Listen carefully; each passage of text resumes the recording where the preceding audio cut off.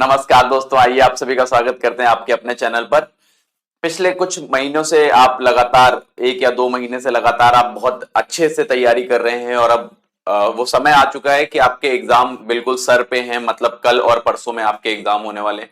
तो कुछ बहुत छोटी छोटी चीजों का ध्यान रखना है। एग्जाम में क्या लेके जाना है, क्या नहीं लेके जाना है, और एग्जाम टाइम में किन चीजों पे आपको थोड़ा सा काम करना है जिसकी वजह से आपको एग्जाम में थोड़ा सा फायदा मिले। आज हम उन सारी चीजों को एक एक करके डिस्कस करेंगे।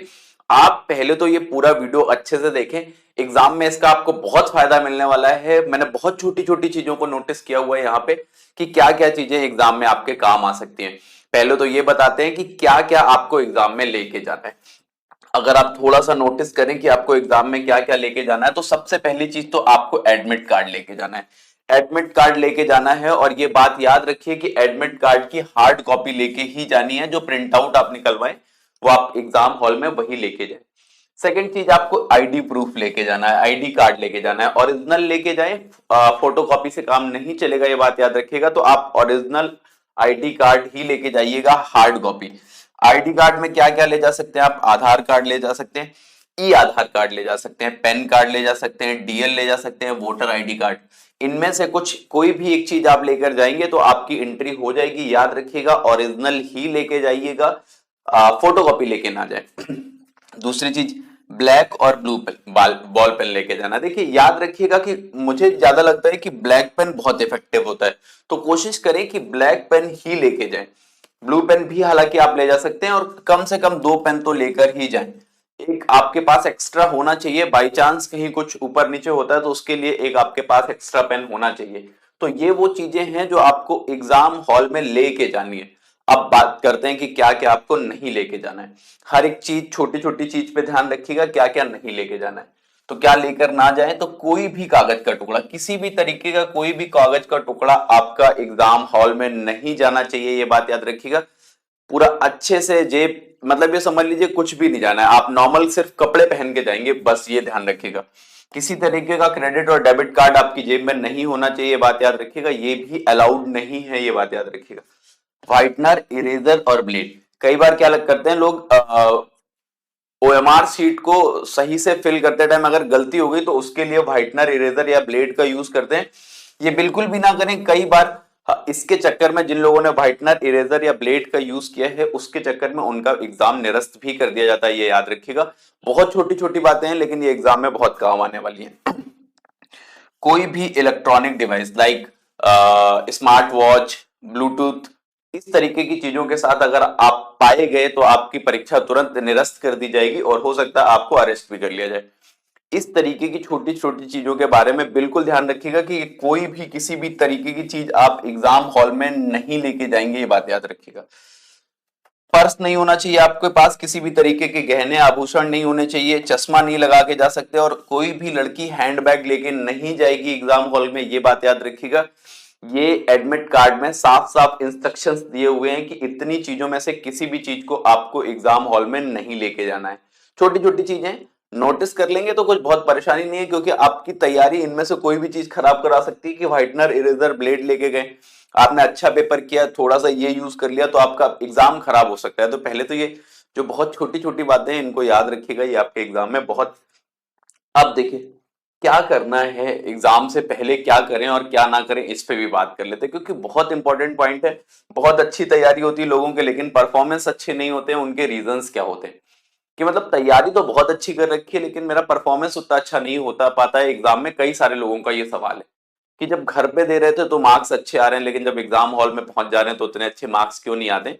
कुछ छोटी छोटी बातों को वहां यहाँ पे उठाया हुआ है जिसकी वजह से ये दिक्कत होती है कि एग्जाम से पहले, ये बहुत इंपॉर्टेंट पॉइंट है कि एग्जाम से पहले आप प्रॉपर नींद लें, मतलब अच्छे खासे सो के जाएं। कि मतलब एग्जाम में किसी तरीके का हेडक, किसी तरीके का, अब पता चले आपने रात भर सोया नहीं है। अगर आपने रात भर नहीं सोया है तो एग्जाम में जाके अगर आपका हेडक स्टार्ट हो गया तो पिछले 1.5-2 महीने की जो आपकी मेहनत है वो पूरी की पूरी तरीके से खराब हो जाएगी। पहले तो ये याद रखिए, एग्जाम से पहले प्रॉपर नींद ले लें। जिसने जितना भी पढ़ना है अच्छे से पढ़ लिया है, ये याद रखें। अब बहुत ज्यादा पढ़ने का प्रयास ना करें। दूसरी चीज, एग्जाम के टाइम प्रेजेंट में रहें। एक ये बहुत बड़ा पॉइंट है, ये बहुत बड़ा पॉइंट है जो स्टूडेंट यहाँ पे गलती करते हैं।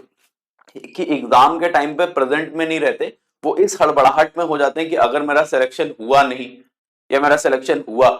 कोशिश इस समय सोचने का ये बिल्कुल भी समय नहीं है कि हुआ कि नहीं हुआ। उस समय प्रेजेंट में रह के ये सोचने का समय है कि हमारा ये क्वेश्चन बन रहा है कि नहीं बन रहा है। बिल्कुल एग्जाम के टाइम में पास्ट और फ्यूचर में जाने की बिल्कुल भी जरूरत नहीं है। एग्जाम टाइम में जो लोग प्रेजेंट में रहेंगे उन्हीं का सिलेक्शन होता है। कई बार ये कई सारे बच्चों के साथ दिक्कत होती है कि वो परफॉर्मेंस एंजाइटी में फंस जाते हैं, इसको परफॉर्मेंस एंजाइटी भी कहते हैं, कि वो वहां पे इस चीज के डर से रहते हैं कि अगर नहीं हुआ तो।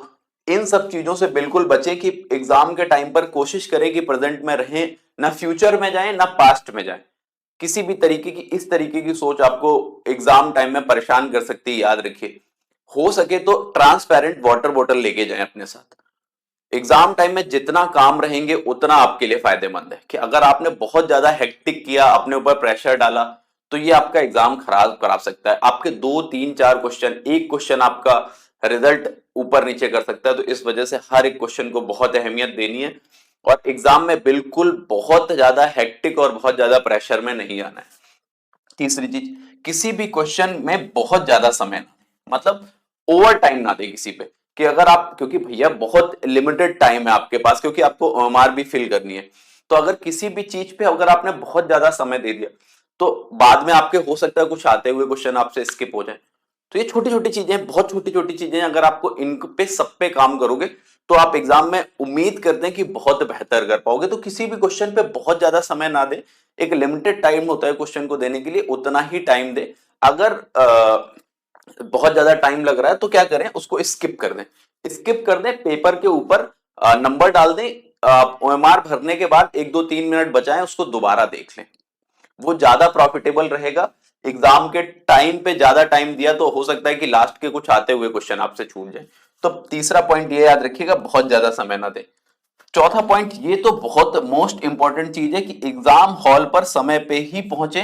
समय पे नहीं पहुंचेंगे तो ओएमआर के मतलब क्वेश्चंस, इस पेपर स्टार्ट होने से पहले ओएमआर आपकी पूरी तरीके से फिल हो चुकी होनी चाहिए। नाम, रोल नंबर, शिफ्ट, ये question question booklet number, answer booklet number, ये सारी चीजें आपकी प्रॉपर तरीके से एग्जाम स्टार्ट होने से पहले फिल हो जाएं। और वो कब होंगी, जब आप, वैसे भी अगर आप आधे घंटे पहले, जब गेट बंद हो चुका होगा उसके बाद आपकी एंट्री नहीं होगी, ये बात याद रखिएगा।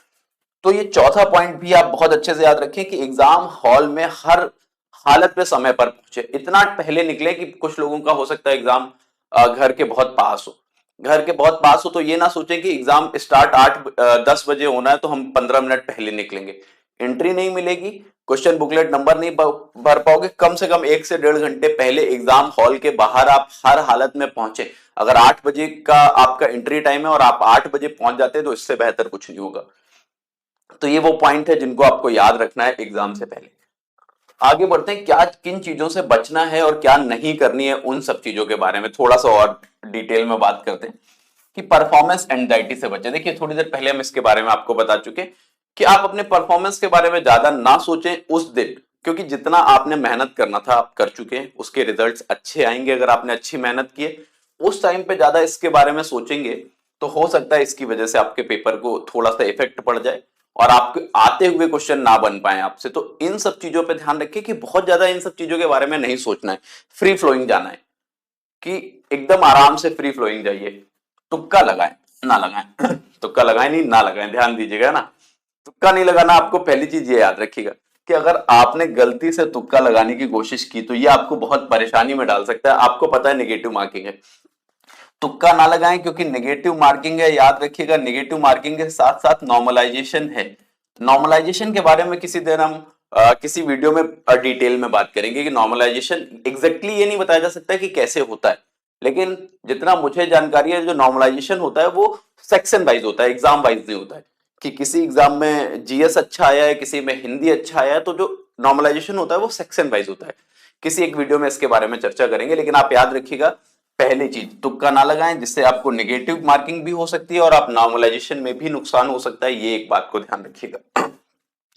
तीसरी चीज कि बहुत ज्यादा हैवी कुछ ना खाएं। ये देखिए बड़ा इंपॉर्टेंट पॉइंट है, ये लोगों को लगता होगा इस पॉइंट का यूज क्या है यहाँ पे, है ना। तो इसके बारे में हम आपको बता दें कि जब आपको प्रॉपर 2.5 से 3 घंटे बैठे रहना है एग्जाम हॉल में, तो अगर आप बहुत ज्यादा हैवी खा लेंगे तो हो सकता है आपको कुछ हेल्थ इश्यूज हो सकते हैं या फिजिकली कोई दिक्कत हो सकती है, स्टमक की कोई प्रॉब्लम आ सकती है, तो पहली चीज याद रखिए बहुत ज्यादा हैवी कुछ ना खाएं।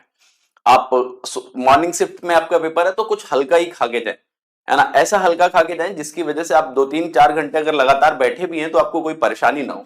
ये छोटी छोटी बातें हैं जो एग्जाम में के टाइम पे लोग नोटिस नहीं करते, इनका बड़ा फायदा मिलता है अगर आप थोड़ा सा भी नोटिस करेंगे।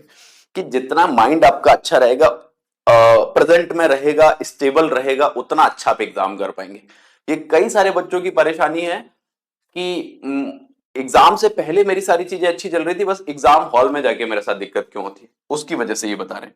चौथी चीज, नेगेटिव मार्किंग से बचे। इसके बारे में हम आपको पहले भी बता चुके हैं कि नॉर्मलाइजेशन में नंबर 20-20 भी बढ़ते हैं लोगों के, याद रखिएगा कि अगर आपने बहुत ज्यादा नेगेटिव कर दी तो हो सकता है कि आपके 15 नंबर बढ़ने होते और आपने नेगेटिव मार्किंग कर दी, इस वजह से आपको कम से कम 7-8 क्वेश्चन का नुकसान हो गया।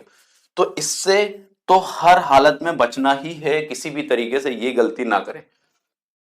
बहुत, अब ये आखिरी पॉइंट ये जरूर समझे कि आप बहुत ज्यादा रटने की कोशिश ना करें। अगर आप रिवीजन कर रहे हैं तो ठीक है, अब आप प्रेजेंट में बहुत ज्यादा रटने की कोशिश ना करें कि अभी आपने बहुत रटने की कोशिश कर ली तो ये हो सकता है कि आपके लिए थोड़ी सी प्रॉब्लम क्रिएट कर सकता है। याद रखिएगा इन जितने भी छोटे छोटे पॉइंट्स के बारे में हम लोग बात कर रहे हैं वो बहुत इंपॉर्टेंट है। हर एक पॉइंट मैंने बहुत सोच समझ के आपको लिखा हुआ है, बता रहा हूं कि इन पे अगर आपने काम कर लिया तो आप एग्जाम में जरूर अच्छा करोगे। और जिन भी लोगों का एग्जाम है मेरी तरफ से उनको बहुत बहुत शुभकामनाएं, बेस्ट ऑफ लक, है ना। अगर जरूरत पड़ी तो इससे पहले भी हम आपसे जरूर मुलाकात करेंगे, लेकिन सारे ही लोगों को बहुत बहुत शुभकामनाएं, बेस्ट ऑफ लक। जाकर अच्छे से एग्जाम दीजिए, अच्छे से रिजल्ट दीजिए और जल्दी से सिलेक्शन लीजिए और माँ बाप का सपना पूरा कीजिए, है ना। अभी के लिए इतना रखेंगे। अगर आप लोगों को ये वीडियो पसंद आया है तो ज्यादा से ज्यादा लोगों तक शेयर करें और वीडियो को, चैनल को सब्सक्राइब करें। आज के लिए इतना रखेंगे। Thank you very much.